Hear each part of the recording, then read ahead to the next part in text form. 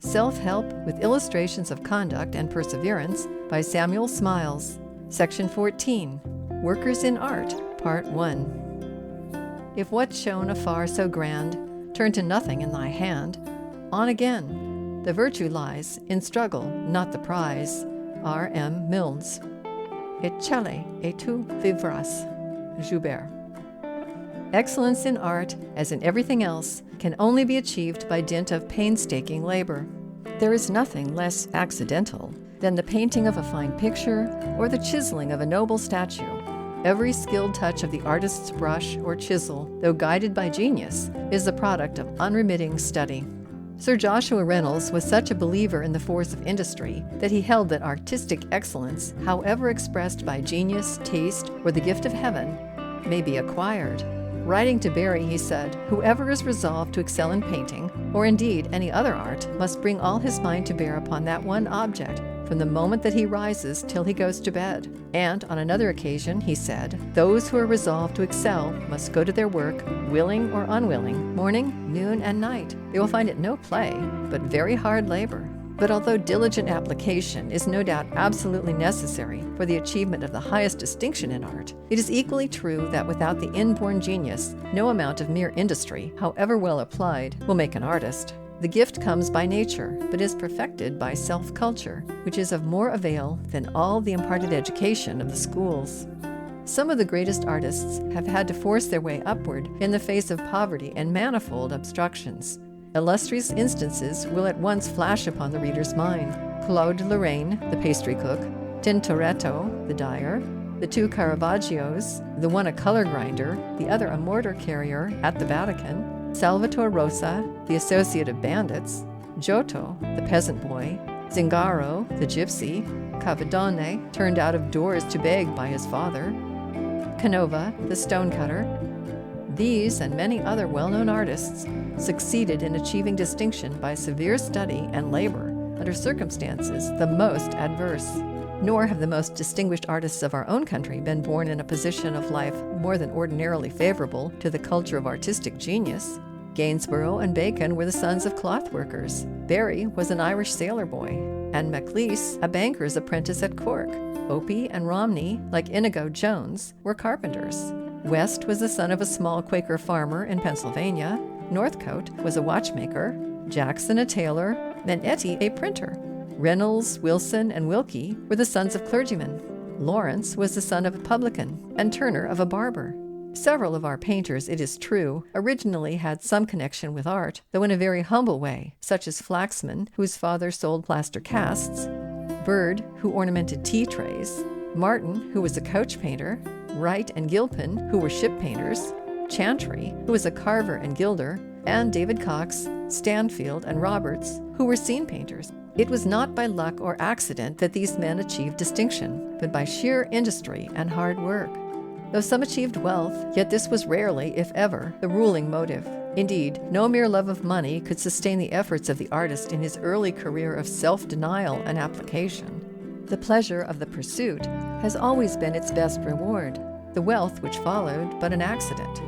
Many noble-minded artists have preferred following the bent of their genius to chaffering with the public for terms.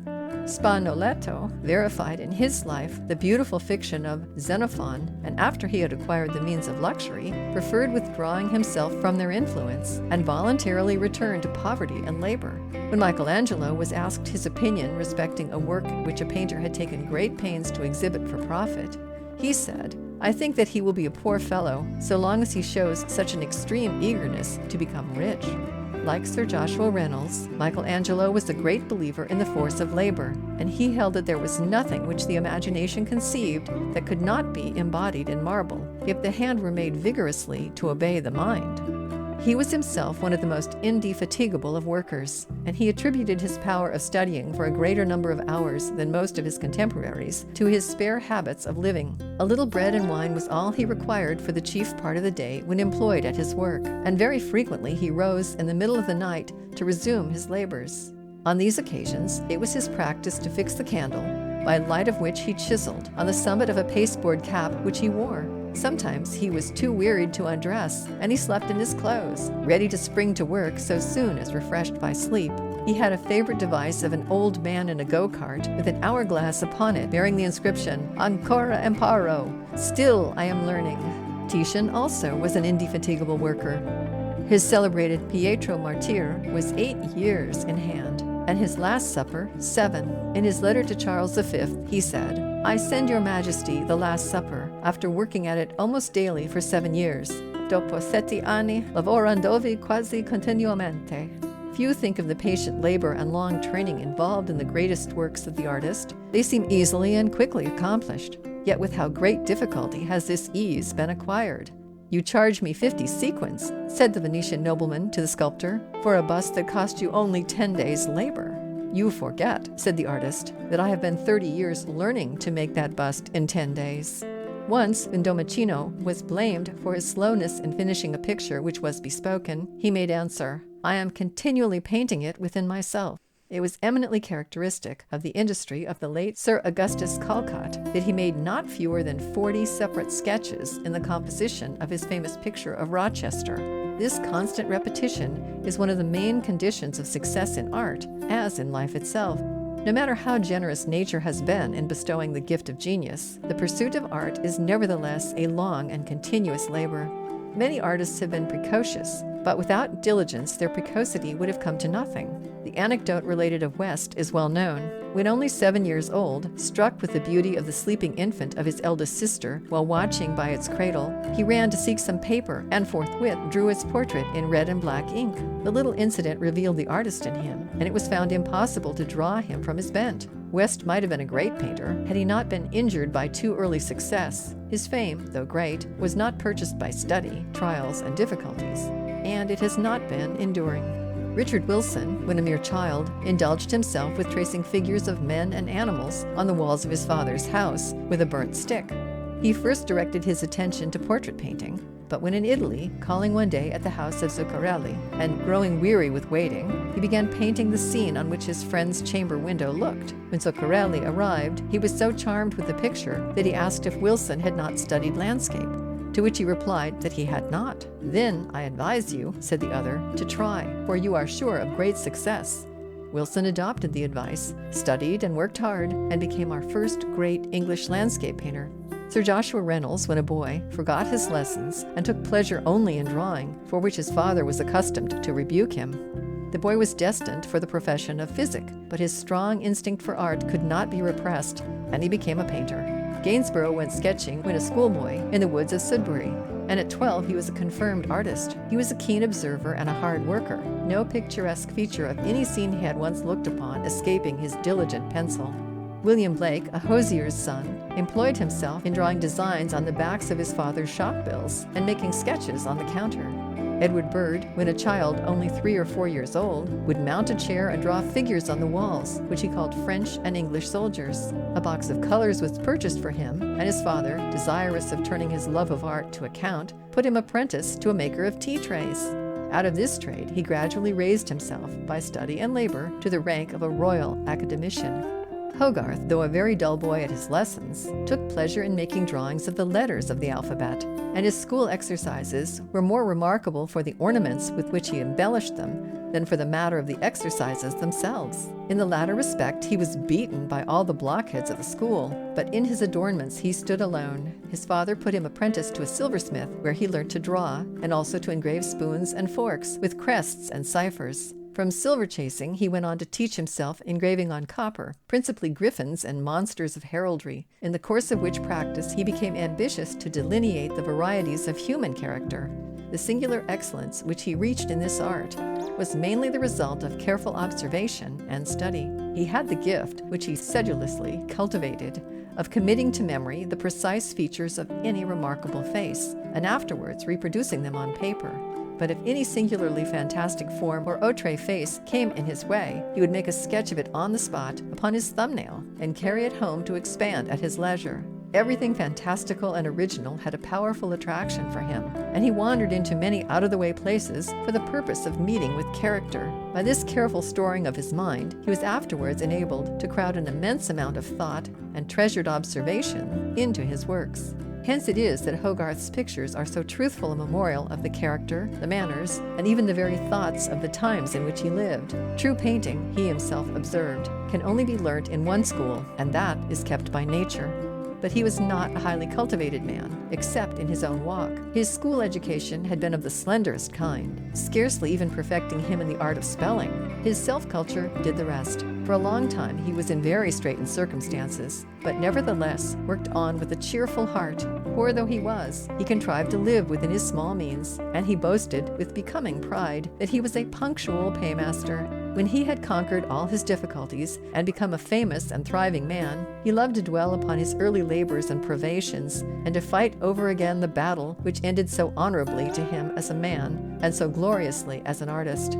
"I remember the time," said he on one occasion, "when I have gone moping into the city with scarce a shilling, but as soon as I have received 10 guineas there for a plate, I have returned home, put on my sword, and sallied out with all the confidence of a man who has thousands in his pockets." Industry and perseverance was the motto of the sculptor Banks, which he acted on himself and strongly recommended to others. His well-known kindness induced many aspiring youths to call upon him and ask for his advice and assistance, and it is related that one day a boy called at his door to see him with this object, but the servant, angry at the loud knock he had given, scolded him and was about to send him away, when Banks, overhearing her, himself went out. The little boy stood at the door with some drawings in his hand. "What do you want with me?" asked the sculptor. "I want, sir, if you please, to be admitted to draw at the Academy." Banks explained that he himself could not procure his admission, but he asked to look at the boy's drawings. Examining them, he said, "Time enough for the Academy, my little man. Go home, mind your schooling, try to make a better drawing of the Apollo, and in a month come again and let me see it." The boy went home, sketched and worked with redoubled diligence, and at the end of the month called again on the sculptor. The drawing was better, but again Banks sent him back, with good advice, to work and study. In a week the boy was again at his door, his drawing much improved, and Banks bid him be of good cheer, for if spared he would distinguish himself. The boy was Mulready, and the sculptor's augury was amply fulfilled. The fame of Claude Lorraine is partly explained by his indefatigable industry. Born at Champagne in Lorraine, of poor parents, he was first apprenticed to a pastry cook. His brother, who was a wood carver, afterwards took him into his shop to learn that trade. Having there shown indications of artistic skill, a traveling dealer persuaded the brother to allow Claude to accompany him to Italy. He assented, and the young man reached Rome, where he was shortly after engaged by Agostino Tassi, the landscape painter, as his house servant. In that capacity, Claude first learned landscape painting, and in the course of time he began to produce pictures. We next find him making the tour of Italy, France, and Germany, occasionally resting by the way to paint landscapes, and thereby replenish his purse. On returning to Rome, he found an increasing demand for his works, and his reputation at length became European. He was unwearied in the study of nature in her various aspects. It was his practice to spend the great part of his time in closely copying buildings, bits of ground, trees, leaves, and such like, which he finished in detail, keeping the drawings by him in store for the purpose of introducing them in his studied landscapes. He also gave close attention to the sky, watching it for whole days from morning till night, and noting the various changes occasioned by the passing clouds and the increasing and waning light. By this constant practice he acquired, though it is said very slowly, such a mastery of hand and eye as eventually secured for him the first rank among landscape painters. Turner, who has been styled the English Claude, pursued a career of like laborious industry. He was destined by his father for his own trade of a barber, which he carried on in London, until one day the sketch which the boy had made of a coat of arms on a silver salver having attracted the notice of a customer whom his father was shaving, the latter was urged to allow his son to follow his bias, and he was eventually permitted to follow art as a profession. Like all young artists, Turner had many difficulties to encounter, but they were all the greater that his circumstances were so straitened. But he was always willing to work and to take pains with his work, no matter how humble it might be. He was glad to hire himself out at half a crown a night to wash in skies of India ink upon other people's drawings, getting his supper into the bargain. Thus he earned money and acquired expertness. Then he took to illustrating guidebooks, almanacs, and any sort of books that wanted cheap frontispieces. "What could I have done better?" he said afterwards. "It was first-rate practice." He did everything carefully and conscientiously, never slurring over his work because he was ill remunerated for it. He aimed at learning as well as living, always doing his best, and never leaving a drawing without having made a step in advance upon his previous work. A man who thus labored was sure to do much, and his growth in power and grasp of thought was, to use Ruskin's words, as steady as the increasing light of sunrise. But Turner's genius needs no panegyric. His best monument is the noble gallery of pictures bequeathed by him to the nation, which will ever be the most lasting memorial of his fame. To reach Rome, the capital of the fine arts, is usually the highest ambition of the art student, but the journey to Rome is costly, and the student is often poor. With a will resolute to overcome difficulties, Rome may, however, at last be reached. Thus, François Perrier, an early French painter, in his eager desire to visit the Eternal City, consented to act as a guide to a blind vagrant. After long wanderings, he reached the Vatican, studied, and became famous. Not less enthusiasm was displayed by Jacques Callot in his determination to visit Rome. Though opposed by his father in his wish to be an artist, the boy would not be balked, but fled from home to make his way to Italy. Having set out without means, he was soon reduced to great straits. But falling in with a band of gypsies, he joined their company and wandered about with them from one fair to another, sharing in their numerous adventures. During this remarkable journey, Callot picked up much of that extraordinary knowledge of figure, feature, and character, which he afterwards reproduced, sometimes in such exaggerated forms, in his wonderful engravings. When Callot at length reached Florence, a gentleman, pleased with his ingenious ardor, placed him with an artist to study. But he was not satisfied to stop short of Rome, and we find him shortly on his way thither. At Rome, he made the acquaintance of Porigi and Thomassin, who, on seeing his crayon sketches, predicted for him a brilliant career as an artist. But a friend of Callot's family, having accidentally encountered him, took steps to compel the fugitive to return home. By this time, he had acquired such a love of wandering that he could not rest, so he ran away a second time. And a second time he was brought back by his elder brother, who caught him at Turin. At last the father, seeing resistance was in vain, gave his reluctant consent to Callot's persecuting his studies at Rome. Thither he went accordingly, and this time he remained, diligently studying design and engraving for several years under competent masters. On his way back to France, he was encouraged by Cosimo II to remain at Florence, where he studied and worked for several years more. On the death of his patron, he returned to his family at Nancy, where, by the use of his bourrin and needle, he shortly acquired both wealth and fame. When Nancy was taken by siege during the Civil Wars, Callot was requested by Richelieu to make a design and engraving of the event, but the artist would not commemorate the disaster which had befallen his native place, and he refused, point blank. Richelieu could not shake his resolution and threw him into prison. There Callot met with some of his old friends, the gypsies, who had relieved his wants on his first journey to Rome. When Louis XIII heard of his imprisonment, he not only released him, but offered to grant him any favor he might ask. Callot immediately requested that his old companions, the gypsies, might be set free and permitted to beg in Paris without molestation. This odd request was granted on condition that Callot should engrave their portraits, and hence his curious book of engravings entitled The Beggars. Louis is said to have offered Callot a pension of 3,000 livres, provided he would not leave Paris.